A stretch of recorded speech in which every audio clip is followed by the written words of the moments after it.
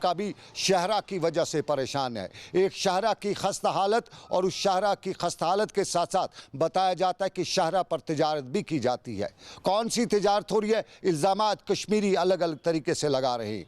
जम्मू श्रीनगर कौमी शाहरा पर तिजारत और जम्मू श्रीनगर कौमी शाहरा के साथ साथ जम्मू श्रीनगर मुगल रोड के हवाले से भी बताया जाता है कि सियासत की तिजारत की जा रही है। मुगल रोड को इस साल भी खोलने के हवाले से कई मामला सामने रखे गए और जम्मू श्रीनगर कौमी शाहरा मरम्मत के नाम पर मुकम्मल हो ही नहीं रही है। कभी शाहरा पर ज़मीन खिसक जाती है तो कभी ऊपर से पत्थर आ जाते हैं। लेकिन अब की बार श्रीनगर में जो बातें हो रही हैं वो न पत्थरों को लेकर हो रही हैं, ना ही वो शाहरा के खिसकने को लेकर हो रही हैं, बल्कि कश्मीर में एक और इल्ज़ाम लगाया जा रहा है। और ये इल्ज़ामात की बारिश आज वादी कश्मीर की मुख्तलिफ फ्रूट मंडियों में लगाए जाते। श्रीनगर की फ्रूट मंडी में भी इल्ज़ाम लगाए जाते और बताया जा रहा था कि जानबूझ के इस शाहरा पर रोड़े और रुकावटें खड़ी की जाती हैं। कश्मीर की तिजारत को ख़त्म करने की एक मनसूबाबंद बकौल उनके मनसूबाबंद साजिश के तहत ये सब कुछ किया जा रहा है। और श्रीनगर की फ्रूट मंडी में दुकानदारों से लेकर फ्रूट इंडस्ट्री से वाबस्ता लोग बता रहे थे कि कुछ तो है जिसकी पर्दादारी की जा रही है,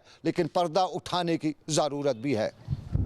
यहाँ के ग्रोवर चूँकि पीक सीज़न इस वक्त है, गाड़ियों को अपना फ्रूट यहाँ से बाहर की मंडी में बेचते हैं। मगर इसमें अफसोस के साथ ये कहना पड़ता है कि दिवाली का एक त्यौहार आने वाला और छठ पूजा है, हमारी हज़ारों गाड़ियों को खामखा हाईवे पर रोक कर रखा है। अगर ये माल वहाँ त्यौहार के नज़दीक नहीं पहुँचा तो समझे बहुत ज़बरदस्त नुकसान होगा। श्रीनगर की फ्रूट मंडी के लोग नालान परेशान, लेकिन सोपोर की फ्रूट मंडी भी और वहाँ के लोग भी कुछ परेशान कुछ नालान दिखाई दे रहे हैं। उनका भी यही मामला। और आज यूं कहें तो ट्रेडर्स खास तौर पे फ्रूट इंडस्ट्री से वाबस्ता ट्रेडर्स तो सड़कों पे उतरे थे, नालान थे। और सोपोर में भी यही मामला था कि जम्मू श्रीनगर कौमी शाहरा कश्मीर की फ्रूट इंडस्ट्री के लिए अब एक नासूर बनता जा रहा है। लगातार सियासत के बतौर इसको इस्तेमाल करते हुए यहाँ की फ्रूट इंडस्ट्री को खत्म करने की कोशिशें की जा रही हैं। आज का जो प्रोटेस्ट था इसका मेन मकसद है जो हमारी गाड़ियां रोक दी गई है जिनमें फ्रेश फ्रूट है, पिछले 6 दिनों से लाहौर मंडा में बिला जवाज़ उनको रोक दिया गया। ये आज की बात नहीं, क्योंकि बार बार ये आज हमारा 5वां प्रोटेस्ट है यहाँ पर। और आगे छठ दिवाली का जो त्यौहार है, हमारी गाड़ियाँ टाइम पे ना पहुँचने की वजह से हर गाड़ी में 4 से 5 लाख रुपये का नुकसान लग सकता है। और नुकसान लगने के बाद ये जो असर है इसका सीधा ग्रोवर्स पर आ जाएगा, डीलर्स पर आ जाएगा और जो गरीब तबका है वो बर्बाद हो जाएगा। हमने बार बार गवर्नमेंट से रिक्वेस्ट की थी जो हमारी माल बर्बाद गाड़ियाँ हैं उनको ज़्यादा टाइम बिल्कुल ही ना रोका जाए। हालांकि हमारी अपील के बावजूद इनको बार बार 4-4, 5-5, 6-6 दिन के बाद छोड़ दिया जाता है। हालांकि अगर देखा जाए नेशनल हाईवे जो वो बिल्कुल खुला पड़ा है, पैसेंजर गाड़ियाँ इनकी जो कॉन्वॉयज है वो आती जाती है, खाली अगर बंद पड़ा है तो हमारी सेब की गाड़ियों के लिए बंद पड़ा है। और ये जानबूझ के हमारे साथ ये इस्तेसाल किया जाता है। खासकर ये गरीब तबका जो ग्रोवरों का है इनको दबाया जाता है और हमारी इकोनॉमी को बस्ट किया जाता है।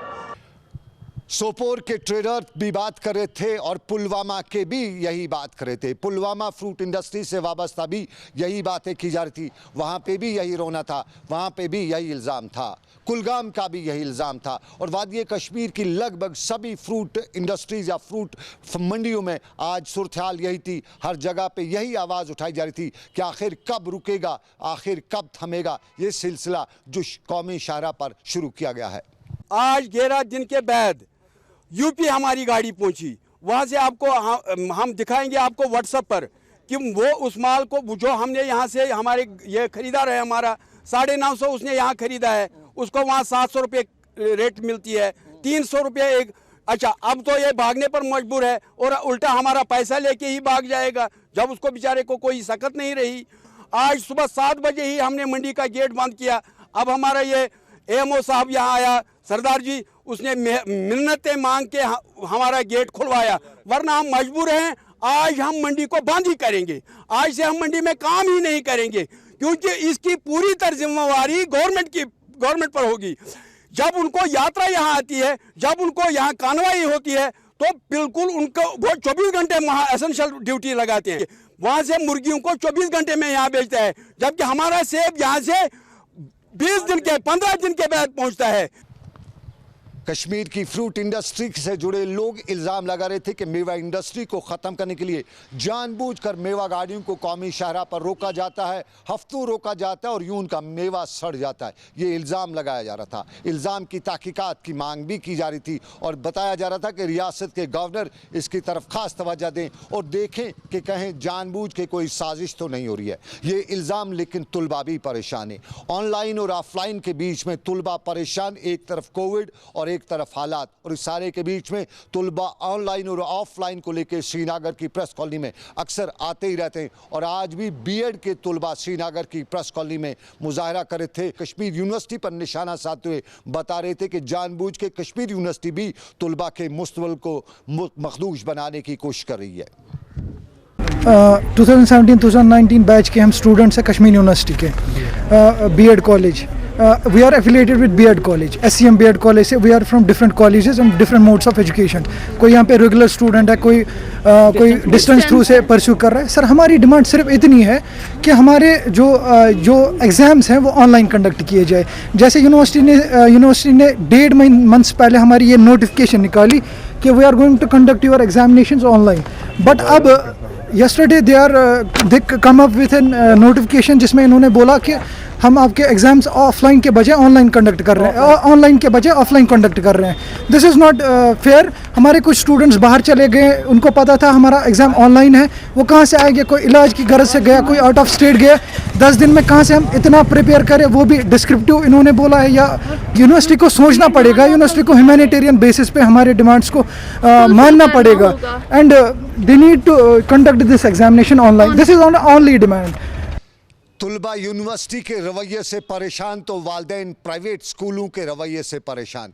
प्राइवेट स्कूलों पर मनमानियों का इल्ज़ाम लगता रहता है। अक्सर जगहों पर बताया जाता है कि जो सरकार ने निरखनामे मुकर्रर किए हैं फ़ीस के हवाले से, उस पर अमल दरामद नहीं होता है। और मिसाल श्रीनगर के बड़े स्कूल DPS की भी दी जाती है। बताया जाता है कि सरकार ने पिछले साल ये भी बताया था कि पिछले साल से लेकर अब तक जो भी डोनेशन लिया गया है वो पेरेंट्स को वापस करना होगा। लेकिन श्रीनगर के एक बड़े स्कूल यानी DPS का जो स्कूल है श्रीनगर के पांता चौक इलाके में, वो तो मानता ही नहीं है, वालिदैन की सुनता ही नहीं है, किसी को भी वापस नहीं कर रहा है। और ये भी बताया जाता है कि 10 करोड़ के करीब उसने ये सारी रकम जो है वो हड़प कर रखी है, वालिदैन को वापस नहीं दे रहा है। और बारामूला में भी कुछ ऐसा ही मामला था। लेकिन बारामूला में आज इंतज़ामिया ने पेरेंट्स को भी बुलाया था, प्राइवेट स्कूल मालिकान को बुलाया था, यूनियन को बुलाया था, मीटिंग बुलाई थी और ज़िला तरक्याती कमिश्नर बारामूला ने मीटिंग बुला के सभी मामलात को सुलझाने की कोशिश भी की।